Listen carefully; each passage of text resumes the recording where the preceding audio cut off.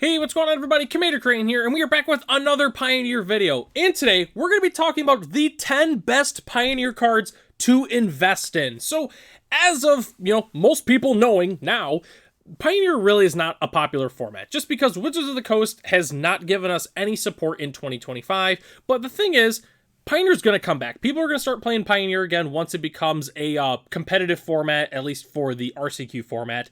So a lot of the singles are really, really cheap just because, not a lot of local game stores are currently doing Pioneer. Like, obviously, there's still all the different online and arena events, but just in general, a lot of Pioneer staple singles are super cheap, and I want to talk about 10 that you should pick up so that way, by the time Pioneer gets popular again, you can pick these up and know that, hey, I saved a few bucks because I watched Commander Crane's video. All right, so let's go and hop into here. Number 10, I have Archdruid's Charm. So this card really only sees play in two specific decks. I forgot to mention, I guess, Lotus Combo, although Lotus Combo largely is more of an Izzet build, but it's really just green ramp, green devotion is really the only deck that actually plays Archdruid's Charm.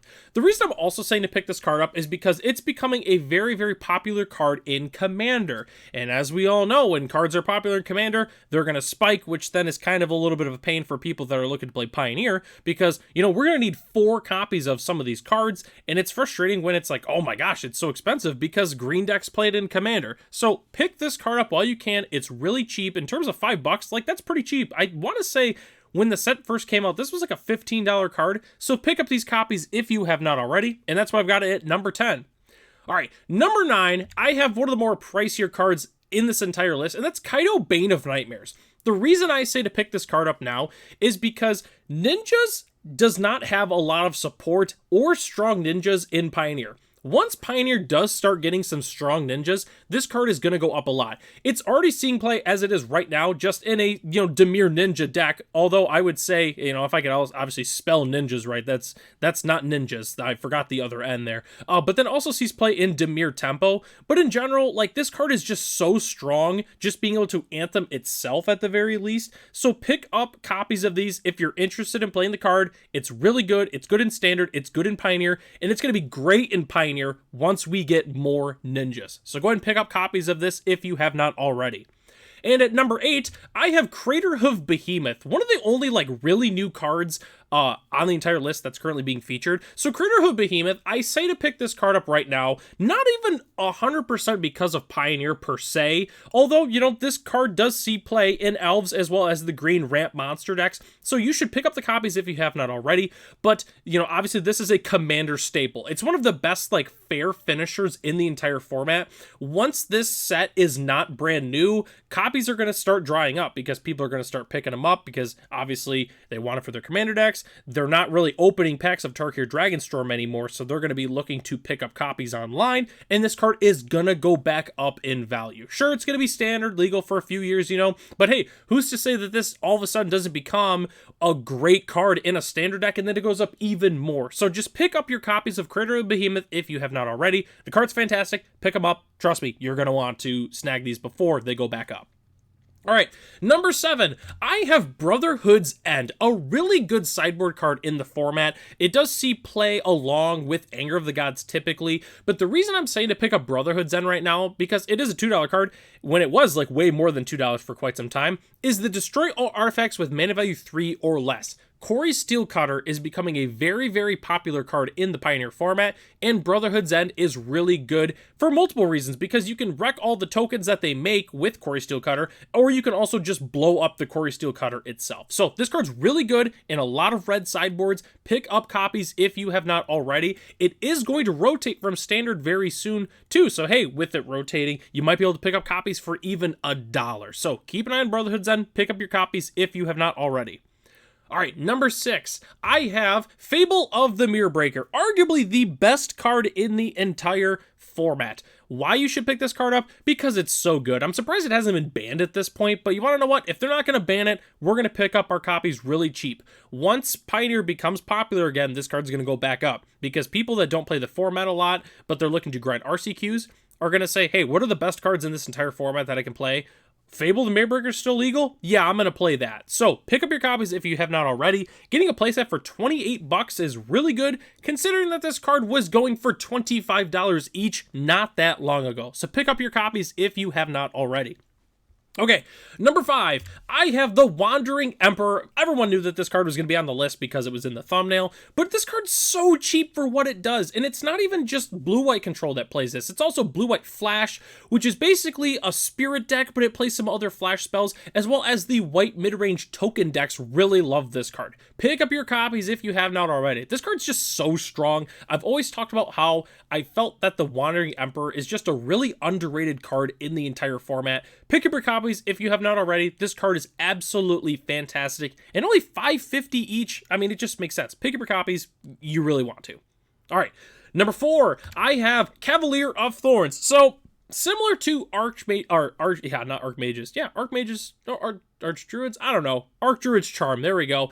This card really only sees play in one specific deck, and that is Green Devotion. But I can't say this enough. Green Devotion, not that long ago, was one of the best decks in the format. Sure, when Karn was banned, you know, the deck did kind of fall the wayside a little bit. The deck is still pretty solid in its own right. And I would say that Cavalere of Thorns is still the best card in the entire deck. So the fact that this card's only $1 when it was way more than $1 not that long ago, it feels like this is just a really easy pickup. I don't think this is a card they're really just going to print into any commander deck, which they definitely could. I don't know if they will. They haven't so far. This card really has not even received a real reprint. It's just been reprinted in the list. So it makes sense to pick this card up. All of a sudden, they make Mono Green Devotion really good with some new Devotion strong card. I don't know. All of a sudden, this card is going to go right back up to $5-10 bucks each. So pick up your copies if you have not already. Cavalere of Thorns is fantastic. Okay, number 3, I have Collected Company. Really, the reason why it's $3.50 each. It's so cheap. I can't believe this card is this cheap. I remember when Pioneer first started, I paid like 15 bucks each for this card, and I was really, really happy with it. It has received some recent reprints. I guess the most recent one being, it was a special guest card in Duskmord, but it also just gets a bunch of other random reprints. Why not pick this card up? It sees playing Green-White Angels, Green-White Taxes, and other small, you know, aggro decks that just want to play Collected Company and cheat things into play. The card's super strong. At $3.50 each, you'd be silly not to pick this card up, especially if you're looking to play Pioneer or you just like playing Pioneer in general and you don't have a Collected Company deck. Pick these up. They're super cheap, and then you can build a deck with them, no problem. All right, number 2, I have Den of the Bugbear. I almost had this at number 1, but there's just one card I had to put above this. Here's the thing with Den of the Bugbear.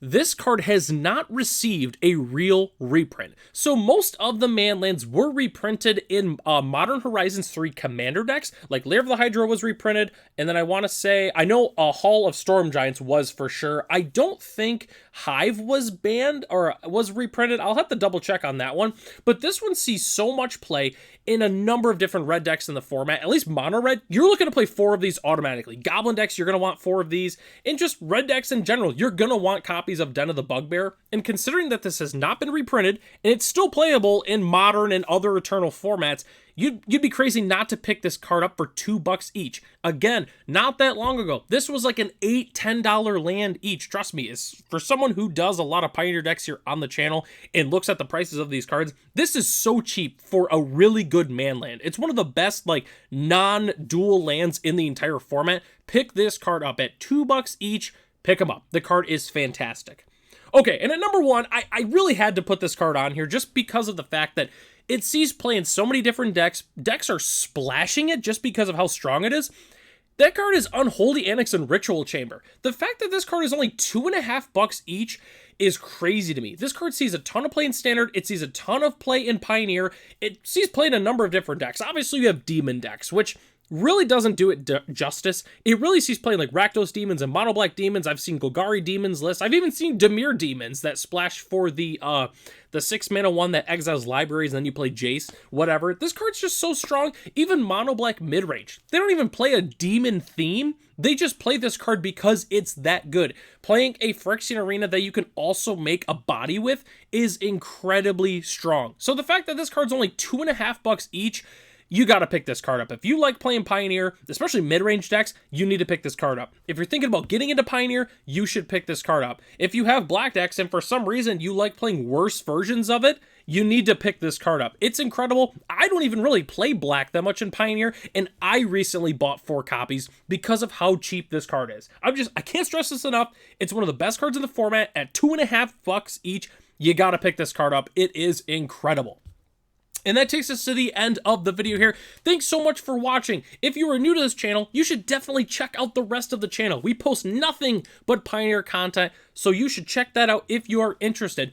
Huge shout out to our channel members, Ralph, Matt, Arcadius, Ray, Gary, Saranoki, Michael D, our premium channel member, The Common Cold, Jeremy P, and BG Stilts. If you are interested in being a channel member, it starts at $1 a month, and you gain access to the exclusive Commander Crane Discord, as well as other features here on the channel. So, I'm Commander Crane, thanks for watching this video, and I hope to catch you in the next one.